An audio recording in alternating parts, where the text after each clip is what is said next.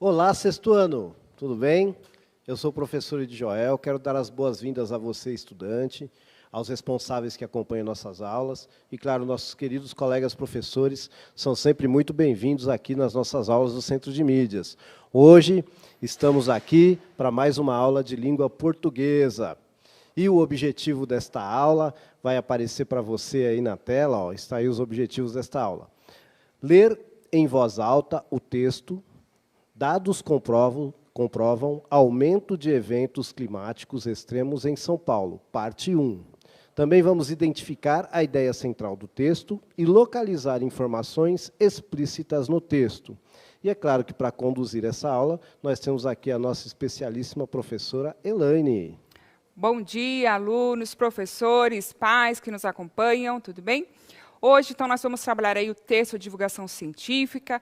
Por isso, o professor Edjoel está aqui conosco para nos auxiliar. E já de antemão, eu sei que esse texto aí está bem denso para o sexto ano. Então, hoje nós vamos ter essa aula para esmiuçar o máximo possível esse texto, para auxiliar aí os alunos. E o Edjoel está aqui para nos ajudar, tá bom? Então, vamos lá para iniciarmos compartilhando conhecimento. Então, temos aí algumas perguntinhas para vocês responderem, ok? Se puderem colocar a resposta 1, 2 e 3, é mais fácil para a gente identificar, tá bom? Então, a primeira perguntinha que nós temos aí. Para você, o que é ser um cientista? De forma bem simples, vocês vão colocar aí, tá bom? Será que é fácil ser um cientista? Justifique. Como as descobertas científicas podem ser compartilhadas?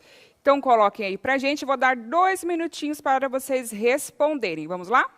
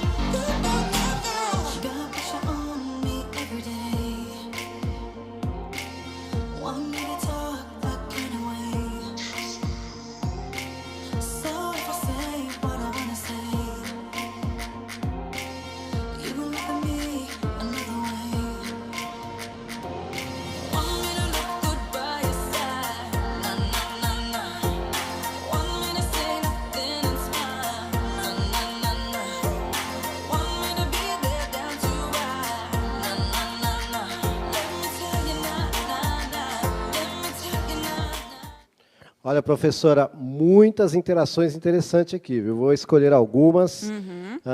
Eu tenho aqui, ó.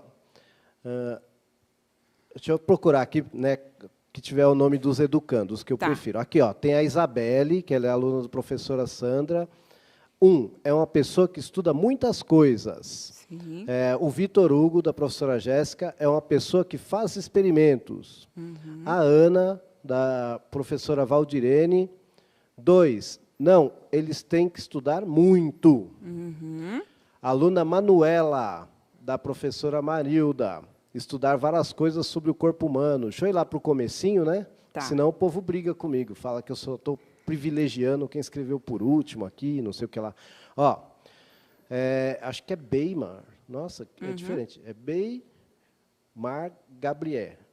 Bom, enfim, é da professora Célia, desculpa, tá? É que vem tudo junto aqui. Para mim, cientista é um trabalho bem difícil. Olha que interessante. Sim. Uma pessoa inteligente, colocaram aqui. Bom, o Samuel colocou assim, um cientista é quem descobre coisas e faz pesquisa. Muito legal. Deixa eu pegar a saideira aqui para você. Muitos abraços aqui para muitas escolas.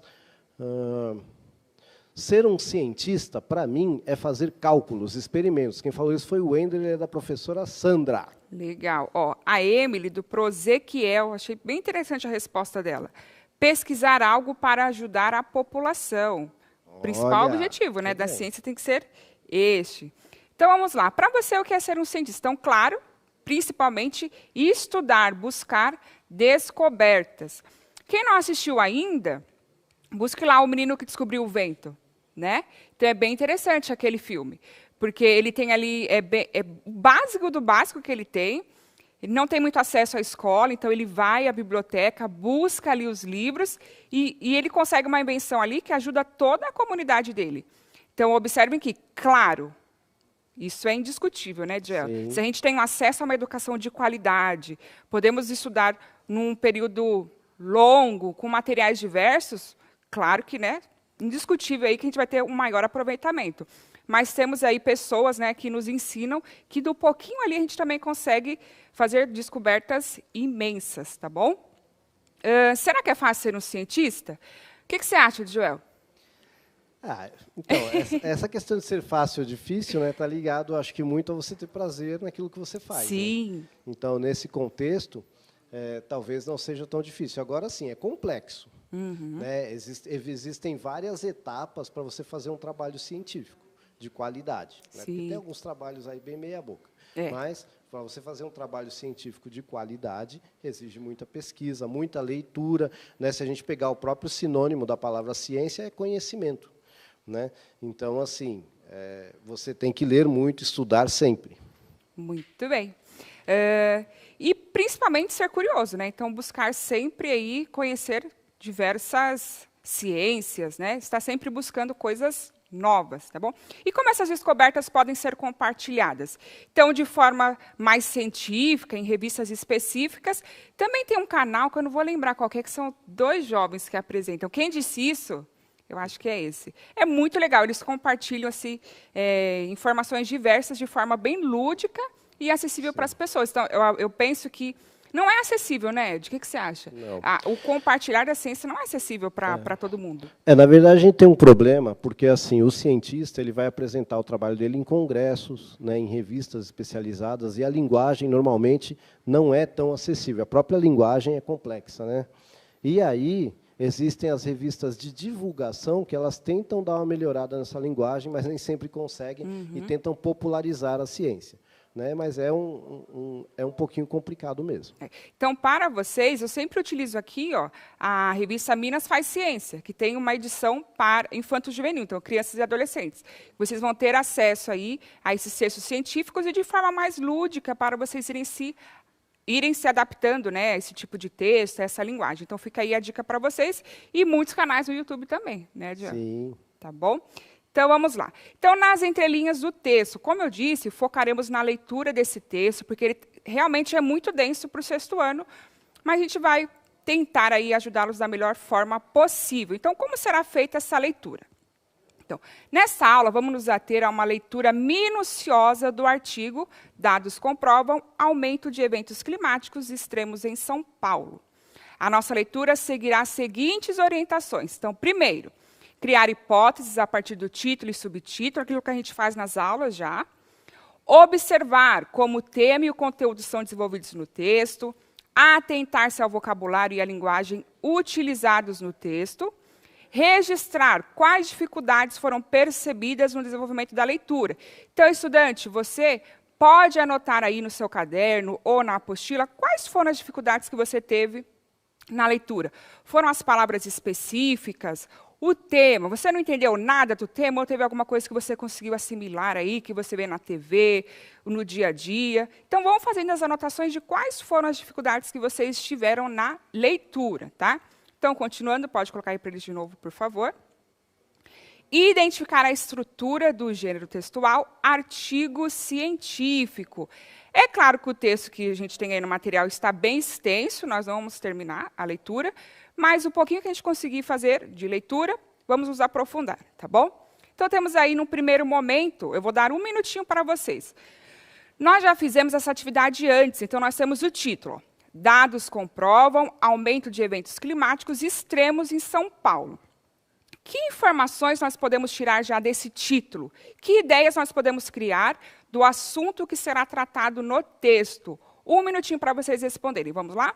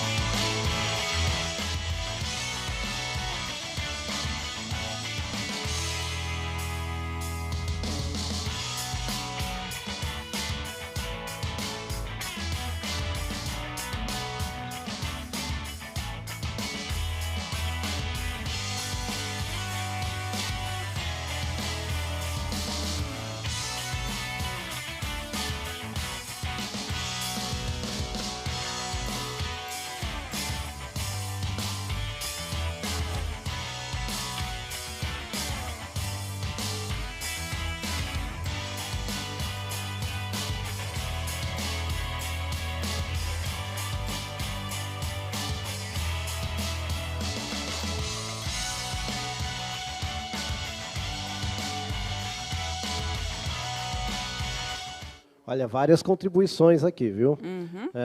Deixa eu pegar aqui alguma com o nome do aluninho. Aqui, ó. A gente tem uma do... Eita, pulou aqui, peraí. Tem uma da Nicole, que ela é aluna da professora Rose, colocou assim, identificar a leitura do assunto tratado no texto. A Kemely foi nessa linha também, ela é aluna do professor Francisco. A Manuela, da professora Rosana, os eventos climáticos em São Paulo. Opa, esse já foi mais específico aí, né? Isso. A Vivian, que é da professora Kelly, colocou sobre o tempo. A Lívia, que é aluna da professora Cristiane, acho que é isso, colocou eventos climáticos. Okay. E é isso aí. Tá ótimo. Só corrigindo aqui, então, o nome do canal, o aluno Pedro, acho que é Pedro Moreira, da Pro Giovana, o canal que eu falei que é bem lúdico, assim, para vocês saberem um pouquinho de ciência, é Você Sabia, tá? Então, o nome do canal, se vocês quiserem olhar lá depois, é bem legal. Então, vamos lá, pode pôr aí na tela para eles, por favor. Então, nós temos aí, ó, dados. Então, que primeira informação? Informações, pesquisas. Então, um texto de divulgação científica, ele exige muita pesquisa, informações. Então, eu posso fazer uma pesquisa de campo, ir a determinados lugares, verificar ali naquelas regiões como que determinado fato ocorre, pesquisar artigos que já foram publicados sobre esse assunto. Então, exige muita informação e pesquisa, ok? Comprovo. Então, a partir dessas pesquisas, eu vou comprovar aquilo que eu estou relatando no meu artigo. Então, reúne provas, não deixa dúvidas, tá bom? Depois temos lá eventos, né? Então, dados comprovam o quê? Eventos. Que tipo de eventos são esses? Então, climáticos. E, além de climáticos, eles são extremos. Então, eu estou intensificando esta informação. Então, eu estou dando as características destes eventos. E onde? Em São Paulo. Então, observem como o título já nos traz muitas informações que serão desenvolvidas aí no nosso artigo. E, continuando, temos um subtítulo. Lembrando, né? Temos o título que nos traz informações e o subtítulo acrescenta ainda mais informações ao texto que serão tratados, tá bom? Aí eu vou dar 30 segundinhos para vocês colocarem quais outras informações foram acrescentadas para a gente. Vamos lá?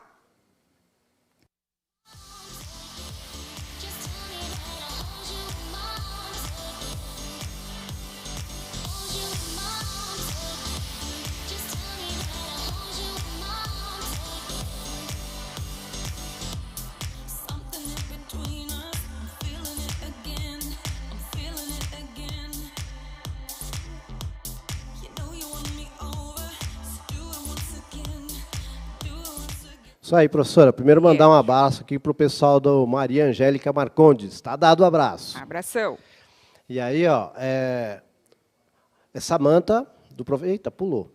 Esse povo fica pulando aqui. Samanta, do professor Luiz, identifica a leitura do assunto tratado no texto. De novo, Bey Marga, alguma coisa aqui. Professora Célia, tempestades. Muito bem. Professora Vanessa, aluna é Beatriz. Os eventos climáticos extremos em São Paulo. Ok. Muito bem. Aí tem o pessoal de Guaratinguetá aqui. Bom dia para vocês também. Muito bem. Pode colocar para eles, por favor, aí na tela, o subtítulo. Então, vamos lá. Número. Então, a quantidade, embora ainda não tenhamos aí o número específico, faz essa relação aí com quantidade, né? Número de quê? De tempestades. Quando? Nos últimos 20 anos. Então, vamos ter aí uma linha do tempo, né? Não é agora, pelo menos aqui olhando no título, tá? Nesse trechinho que nós temos. Então, temos esse estudo, ele foi observado em que tempo, né? Então, ele analisou aí esse período de 20 anos, ok? Então, continuando. Qual a característica, né? Então, número de tempestades registrado nos últimos 20 anos já é o maior, então, intensificando novamente. Observe que ele já vai direcionando aí, né? O que ele vai tratar nesse texto? Ele está intensificando muito, é extremo, é muito, aumentou, tá bom? Já está direcionando a nossa leitura. Quer falar, Ed? Eu só queria falar que tudo que é falado aí não é a opinião do pesquisador. Ele está falando em cima dos dados que ele coletou. É isso que diferencia um texto científico. Tá? O pesquisador ele não pode dar a opinião dele. Então, ele coletou dados lá e, a partir disso, ele vai falar. Por isso que ele fala, essa questão de extrema, não é que ele acha que é extremo, é que ele constatou, a partir dos dados, que é extremo. Muito bem. E aí, o tempo, novamente. E aí, vamos iniciar a leitura do texto.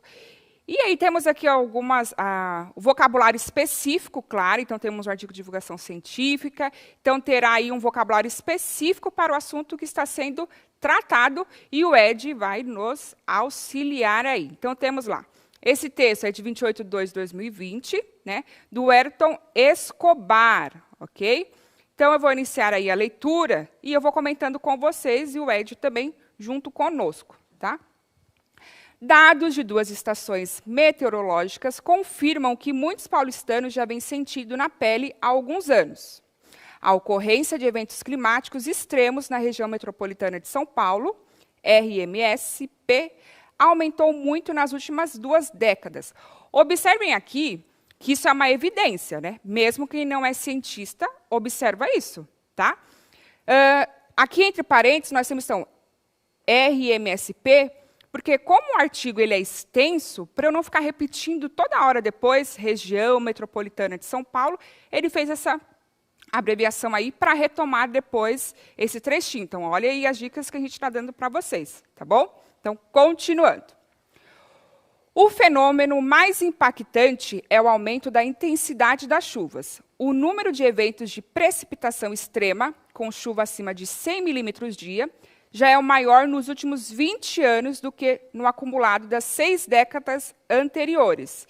E olha que 2020 está só começando. Aí, ó, nesse segundo parágrafo, nós já temos aí o vocabulário específico, né? Então, a precipitação, o Ed vai falar para a gente. E o que será que significa isso? 100 milímetros dia. Então, muitas das vezes nós temos um dia bem chuvoso na região de São Paulo ou outras regiões do país, e o jornalista fala isso, né? Eu, pelo menos, fico lá, pensando. Mas tá, traduz para mim aí, o que significa isso, né? Por que é muito? Aí o Ed vai falar um pouquinho para a gente. Quando a gente fala de precipitação, né, na verdade, o sinônimo é simples, é queda. Pode ser queda e pode estar relacionado à pressa mesmo, mas no caso aí é queda. Tá? Então, você tem que lembrar do ciclo da água, né, que a água vai evaporar, vai subir. Então, quando ela cai, a ciência fala que está havendo uma precipitação, ela está precipitando. Tá bom? E se é uma precipitação extrema, quer dizer que chegou a um limite que se conhecia, e está ultrapassando esse limite. Tá? Então, está no extremo. Tá bom? Isso é a precipitação. Você quer que eu já comente sobre os milímetros dia? Sim, por favor. Muito bem. Então, o que acontece é o seguinte, existe uma medida que é feita, nessa ideia a gente vai até ensinar depois vocês, não nesta aula, mas a fazerem um aparelhozinho que é o pluviômetro, dá para fazer, é bem facinho, mas normalmente, essa medida é dada da seguinte forma, 1 milímetro por metro quadrado. O que é 1 milímetro de água? Choveu. Eu consigo fazer lá uma vasilha de 1 metro quadrado, retinha, bonitinha, sem nenhum obstáculo no meio, só para a chuva cair ali. Tá bom? O que vai acontecer? Se chegar a 10 milímetros, ó, vou colocar aqui, 10 milímetros é 1 centímetro. Não sei se consegue dar um close aqui. Né? Então, 10 milímetros aqui ó, é 1 centímetro. Tá? Se chegar nisso aqui, quer dizer que choveu 10 litros em 1 metro quadrado. Tá? Esse pedacinho que está aqui, ó, do meu dedo para cima. Tá bom? Então, imagina 1 milímetro é isso aqui. Ó, 1 milímetro. Tá? É porque talvez não dê para pegar o zero ali. Mas, então, é isso que significa. Quando eu falo 1 milímetro por metro quadrado, quer dizer que 1 metro quadrado, a água subiu 1 milímetro. E isso dá 1 litro d'água. Então, quando eu falo 100 milímetros, como está ali, quer dizer que 100 litros em 1 metro quadrado. Foi o que caiu de água. Tá bom? Então, espero que fique mais claro aí. É só pensar lá na jarra de água que a gente tem em casa, né? Sim. Que aí dá para ficar mais visual. Sim. Né? Não, se você pegar uma jarra de água, por exemplo, se você pegar uma jarra de água, colocou ela na chuva, se ela tem 1 litro e ela encheu, ela está valendo. Quer dizer que pelo menos choveu 1 milímetro num metro quadrado. Tá bom? Então é isso mesmo. E aí a gente tem que pensar também que a cidade, a questão do asfalto, né? Então não tem como essa água, né? Sim. Dar vazão a essa água. Os bueiros entupidos, então tudo isso aí, no decorrer do texto, ele vai falando também que é uma consequência, tá? Continuando, então. Vamos lá. O evento mais recente desse tipo foi a tempestade de 114 milímetros que paralisou São Paulo em 11 de fevereiro, causando deslizamentos e inundações em várias regiões da metrópole. Isso equivale à metade da quantidade de chuva esperada para todo o mês, cerca de 220 milímetros em média, despencando sobre a cidade num único dia. E aí, Ed, dá para a gente comentar alguma coisa sobre esse trechinho? Então, acho que o que eu tenho para comentar aí é o seguinte, que o texto ele é baseado em dados que foram coletados. Sim, não é uma coisa que o cara acha. Né? Hoje, infelizmente, a gente está vendo aí um mundo pseudocientífico onde as pessoas acham alguma coisa e afirmam isso como ciência. Não, na ciência só serve os dados. Por isso que a pessoa tem que ir num congresso, ela tem que apresentar os dados, porque os pares dela, ou seja, as outras pessoas que também estudam aquele assunto, vão discutir com ela aqueles dados para ver se aquilo é verdade ou não. Tá bom?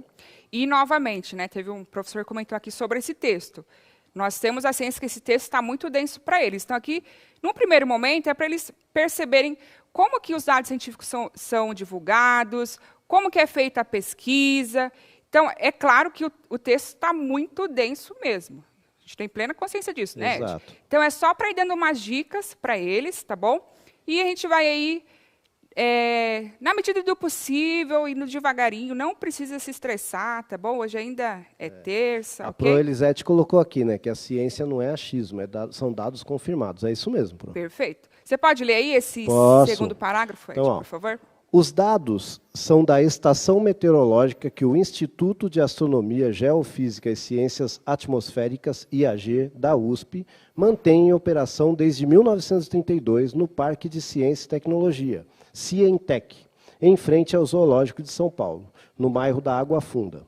Compilados por um grupo de pesquisadores para um estudo que acaba de ser publicado na revista Annals of the New York Academy of Science. Isso. Então, reforçando aqui o que o Ed acabou de dizer, e nós já falamos em outras aulas, com outros textos. Então, ele traz aí um argumento, né, de autoridade, porque nós temos uma instituição forte, né, e que está ativa desde 1932. Além de isso ter sido publicado em uma revista importante, né, Ed? Sim. Isso é extremamente importante. Hoje a gente tem várias ciências, várias revistas aí que são meio, dá para você contestar. Tá? Então, as revistas sérias, elas são sérias porque você manda um artigo para elas e elas vão passar para vários outros cientistas já renomados naquele assunto e eles vão avaliar o seu trabalho, vão te dizer quais são os erros. Às vezes você pega um artigo que ele demora 6 meses, 1 ano para ser publicado porque encontram erros a serem corrigidos. Isso, muito bem. E é sempre em conjunto, né, Ed? Embora tenha algumas pessoas aí que queiram pesquisar sozinhas, entre aspas, né, porque é impossível. Como a gente falou, eu sempre tenho que buscar outras fontes. Sempre. E o tempo já acabou. Oh, que peninha.